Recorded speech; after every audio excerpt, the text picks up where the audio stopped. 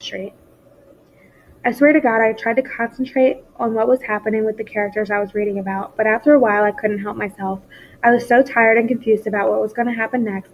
I just wanted something to happen now. So I turned to Rondell and said, "Yo, how's that working out for you, homie?" "What?" he said, looking up at me. "Staring at a bunch of words when you ain't got no clue what they say." Rondell closed his Bible up slowly, keeping a finger on the page he was at. "What you trying to say, Mexico?" "Nothing, man," I said. "You just always got that damn Bible open, and I know you can't read for shit." Rondell looked at me, confused as hell, for like 10 seconds. Then his face went serious and he lunged for me, grabbed my neck in his huge right paw and squeezed. "Who says I couldn't read?" he yelled. I tried to answer, but I couldn't breathe, much less make a sound. I clamped onto his thick black arm and tried to push it away, but I couldn't budge him. "I could too read," he shouted.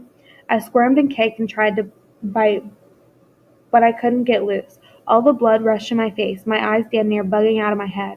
"Okay," I mouthed without a sound, scared he might try to take shit too far and choke me to death. Okay. He let go of my neck but continued staring at me with this intense look.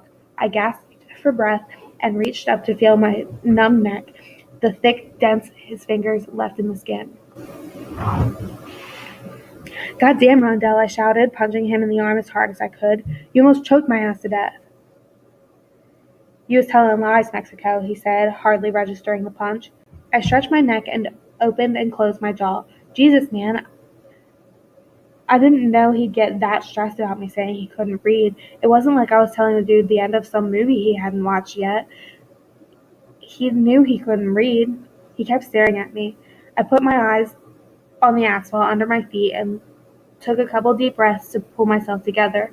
There was an ant trying to carry off some kind of crumb that was 3 times as big as his dumb ass. He kept dropping it, picking it up, and moving it a few inches, then dropping it again. I shook my head and looked back at Rondell. "Look, man," I said, trying to calm the guy down. "I didn't mean you couldn't read. I was just saying the Bible's hard to interpret.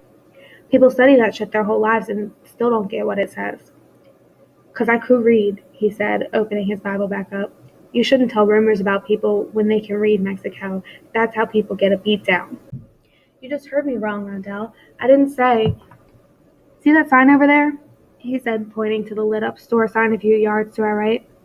"I can read them words just fine, Mexico. It says the and gap." I nodded my head and said, "All right, Rondell, you can read then. That settles it." I picked up my book again, hoping we were done, but we weren't. He stared at the side of my face for a while and said, "I could read them 2 words like it wasn't nothing, Mexico. The gap. You shouldn't tell rumors about people. That ain't true." "All right," I said. "Jesus Christ, you can read, okay?" "The gap," he said again under his breath. I looked up at the sign again, and then at Rondell. "Got it," I said.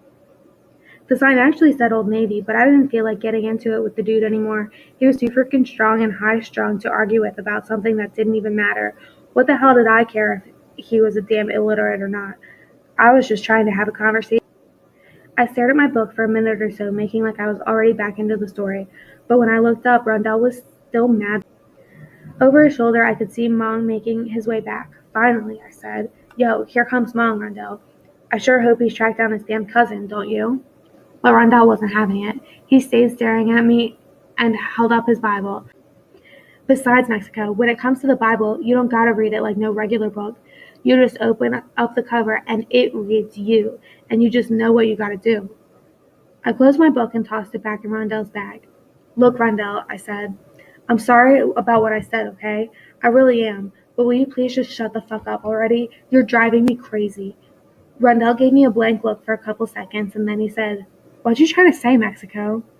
All I could do was cover my face with both hands and take a long, deep breath. And when I looked up again, Mom was standing in front of us, nodding. "She's coming," he said.